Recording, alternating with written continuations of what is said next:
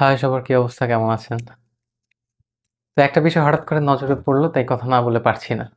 আমার পেছনে যার ছবি দেখতে পাচ্ছেন তিনি হচ্ছে কারিনা কাইসার, বাংলাদেশের একজন জনপ্রিয় অজনপ্রিয় ওয়েল নোন একজন ইনফ্লুয়েন্সার। যাই হোক, তিনি রিসেন্টলি একটা ভিডিও আপলোড করেছেন। যে ভিডিওর বিষয় হচ্ছে কিছুদিন আগে ভাইরাল হওয়া যেই স্ক্রিনশটগুলো ভাইরাল হলো নর্থ সাউথের এক মেয়ের প্রস্টিটিউশনের স্ক্রিনশট। তো ওইটা নিয়ে তিনি হচ্ছে ভিডিও দিয়েছেন। আচ্ছা, ভিডিওতে তিনি বলেছেন, গার্ল আই গেট ইট, যে তুমি কেন এমনটা করছো, জিনিসপত্রের যে দাম এই জন্যই তুমি এমনটা করছো। যে আই নো, ঠিক আছে, আই গেট ইট, বাট আমরা যদি একটু গুগলে গিয়ে সার্চ করি what is the oldest profession, তাহলে আপনি দেখতে পাবেন যে ফিমেল প্রস্টিটিউশন হচ্ছে সবচেয়ে ওল্ডেস্ট প্রফেশন। তো যেহেতু সবচেয়ে প্রাচীন পেশা, সেই পাশে আজও জীবিত আছে এবং অনেকে সেটা করে যাচ্ছে। ওইটা নিয়ে কথা না, কথা হচ্ছে আসলে যে এই যে আমাদের কারিনা কাইসার, সে যেই ধরনের রিয়াকশন ভিডিও এখানে দিয়েছে, সেই ভিডিওতে আসলে তিনি কি মেসেজ দিয়েছে সোসাইটিকে, এই বিষয়টা নিয়ে আজকের কথা। যে দেখেন, আপনি যখন আজকে ফানিভাবেই বলেন, ফানিভাবে এটাকে গ্লোরিফাই করার চেষ্টা করেন, যে গার্ল আই গেট ইট, একটা মাস্কারার এত দাম, একটা হচ্ছে আইলাইনারের এত দাম, একটা স্কিন কেয়ার প্রোডাক্টের এত দাম, চুল স্ট্রেট করাইতে এত দাম, আহ, হাত পায়ের রোম ফেলতে এত দাম, তো তুই কি করবি? তুই হচ্ছে যা, হোটেলে যা রাত কাটা, এটাই তোর পেশা।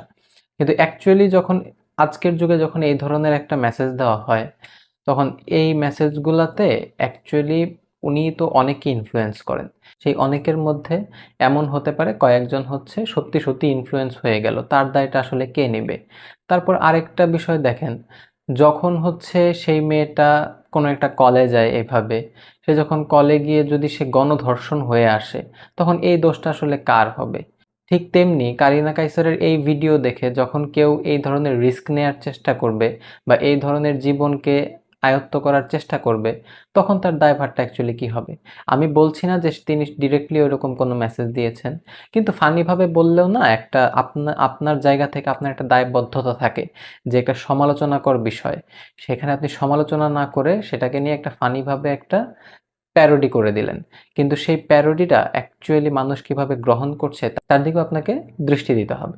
এই সামগ্রিক একটা অবস্থায় যখন আমরা সামগ্রিক এই অবস্থার ক্ষেত্রে যখন আমরা দেখতে পাই যে আমাদের ইনফ্লুয়েন্সাররা এই ধরনের ভিডিও আপলোড দিচ্ছে, এই ধরনের কথা বলছে, ফানিভাবেই বলুক, বলছে, তো তিনি বলেছেন কি, যে ভাই চাল ডালের কথা বাদই দিলাম। চাল ডালের কথা আপনি কেন বাদ দিবেন ভাই? আপনি যাদেরকে ইনফ্লুয়েন্স করেন, চাল ডাল তারা সবচেয়ে বেশি ব্যবহার করে, তাহলে আপনি চাল ডালের কথা বাদ দিয়ে কেন আপনি আইলাইনার আর মাস্কারার কথা বলবেন? তারপর আপনি বলতেছেন যে একটা একটা কথা বলছেন যে আপনার হাত বড় থেকে আপনার থেকে 600 টাকা নেয়, এমন না, সবার কাছ থেকে 600 টাকা নেয়। আরে ভাই, যার বাসায় চাল নাই সে কেমনে হচ্ছে নিজের হাত পরিষ্কার করাবে? সে কেমনে হচ্ছে তার মুখে মেকআপ করবে? আর আপনি বললেন না, এই যে ন্যাচারাল বিউটি, ন্যাচারাল বিউটি। আরে ভাই, আপনার ন্যাচারাল বিউটি দেখতে কেউ আসে না, বুঝছেন? আপনার এই 100 পরত মেকআপ মারা চেহারা দেখতেই মানুষ আসে। আপনি ন্যাচারাল বিউটি নিয়ে এলে 2 দিনও টিকতে পারবেন না আপনি এই জায়গায়। তো ওই ওই কথা বাদই দেন আপনি।